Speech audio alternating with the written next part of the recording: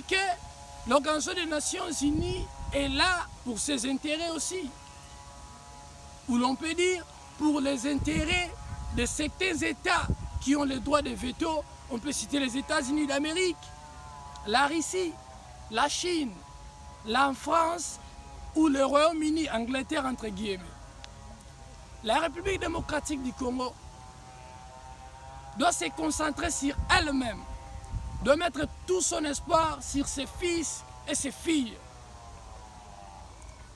Comment une petite république comme la République rwandaise, géographiquement parlant,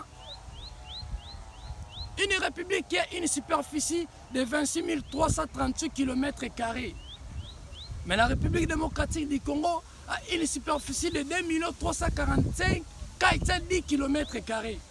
Soit la République rwandaise peut entrer à l'intérieur du Congo 89 ou 84 fois.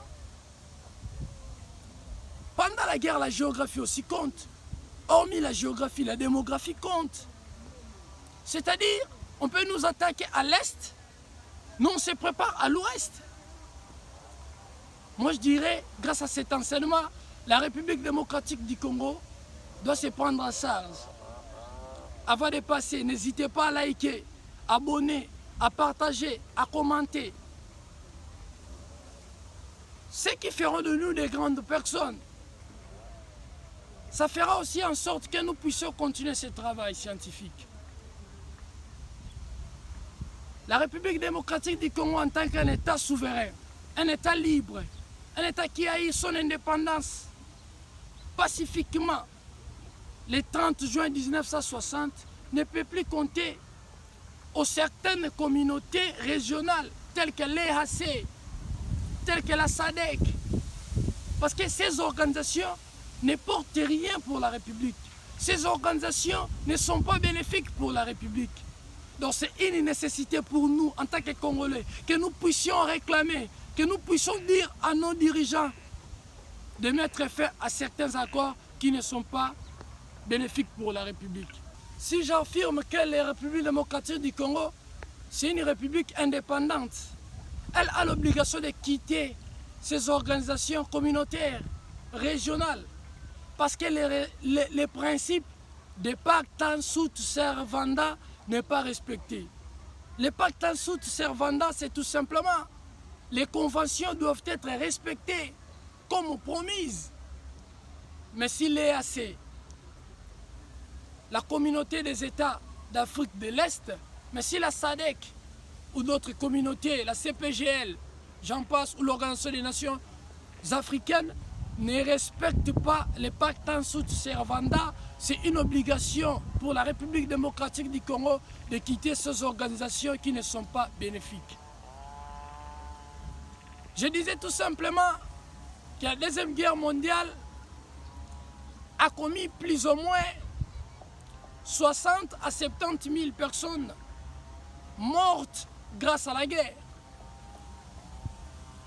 Mais la guerre de l'Est du Congo a déjà fait pendant 3 décennies ou 30 ans plus ou moins 20 millions de morts, soit un quart de la Deuxième Guerre mondiale.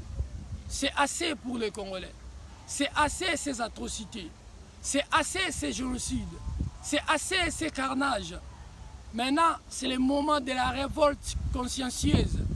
Maintenant, c'est le moment de la révolte populaire contre les Rwandais, contre les dirigeants rwandais, et voire même contre les Rwandais qui soutiennent cette guerre à l'Est.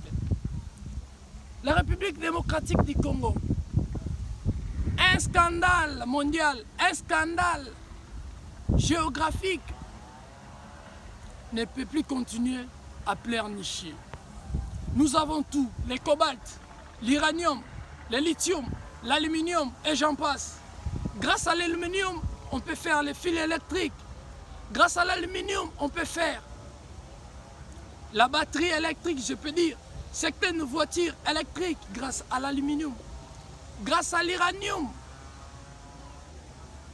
congolais, je peux dire, c'est grâce à l'uranium congolais que la Deuxième Guerre mondiale a mis fin. Grâce à l'uranium congolais, grâce à l'aluminium congolais, grâce à le lithium congolais, grâce aux zinc congolais, grâce aux diamants congolais. La République démocratique du Congo, c'est le moment de la conscience. Je lance aussi un appel à nos dirigeants à pouvoir faire en sorte que certains scientifiques puissent intégrer la politique pacifiquement. Les grandes puissances aujourd'hui, pour avoir leurs intérêts, ces grandes puissances soutiennent certains groupes militaires en Afrique, en Asie ou en Océanie, je peux le dire. Prenons par exemple le cas de l'Afrique de l'Ouest. La France soutient les Boko Haram au Nigeria ainsi qu'au Cameroun. Les djihadistes au Mali, au Niger, au Burkina Faso. Et j'en passe.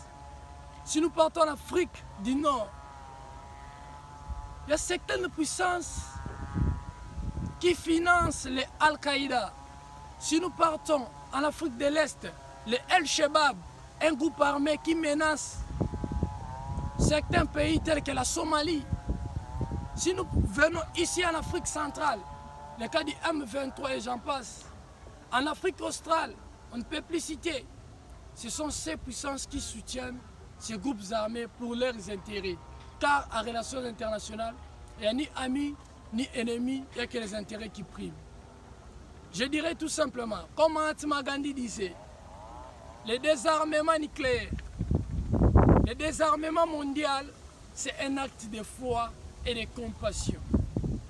Certains traités sont votés, certains traités sont ratifiés, certaines conventions sont approuvées ou acceptées.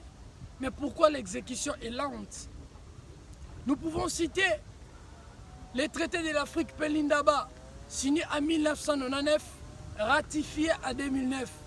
Ces traités nous disent tout simplement l'Afrique est une zone exempte. Donc l'Afrique ne peut pas obtenir l'arme nucléaire. Pourquoi pas l'Afrique? L'Afrique n'est pas un continent comme l'Europe. Pourquoi pas l'Afrique? L'Afrique n'est pas un continent comme l'Amérique. Pourquoi pas l'Afrique? L'Afrique n'est pas un continent comme l'Asie. Et j'en passe. Ce traité a pour objectif de la suppression totale des armes nucléaires. Ce traité a tout simplement besoin de la pacification du monde. Hormis ces traités de non-prolifération, il y a encore les traités de Tian, traité sur l'interdiction des armes nucléaires, signé en 1997. Il y a aussi les traités de TIAC, traité sur l'interdiction des armes chimiques, signé en 1998. Il y a aussi certaines conventions telles que la CIAB, Convention internationale des armes biologiques, la CIAC, la Convention internationale des armes chimiques. Ce sont certaines conventions ou certains traités qui caractérisent la scène internationale ou qui caractérisent les droits internationaux. En droit international, on nous dit que tous les États sont égaux, bien sûr que oui. Mais pourquoi l'Afrique est une zone exempte? Pourquoi l'Afrique ne peut pas avoir certaines centrales nucléaires? Pourquoi l'Afrique ne peut pas être une Afrique africaine? Pourquoi l'Afrique doit être toujours colonisée? Pourquoi l'Afrique au XXIe siècle ne peut pas être totalement indépendante? Pourquoi l'Afrique ne peut pas détenir l'arme nucléaire? Je parle de l'Afrique comme un seul État. Je parle de l'Afrique comme une seule nation. Parce que la nation, c'est un ensemble de personnes qui ont commis la même histoire, les mêmes atrocités mentales, les mêmes atrocités physiques, les mêmes calamités. Raison pour laquelle je parle de l'Afrique en général. Si et seulement si l'obtention de l'arme nucléaire est trop risquant, nous pouvons dire que la République japonaise a connu un accident nucléaire dans la ville de Fukushima. On peut citer aussi la République ukrainienne. Les États doivent respecter les traités de Tian, les traités sur l'interdiction complète des armes nucléaires pour la pacification du monde. Ne passez pas sans liker, commenter, publier, poster et reposter. Je me rappelle aux gens qui balambent. Je vous souhaite une très bonne journée. À plus.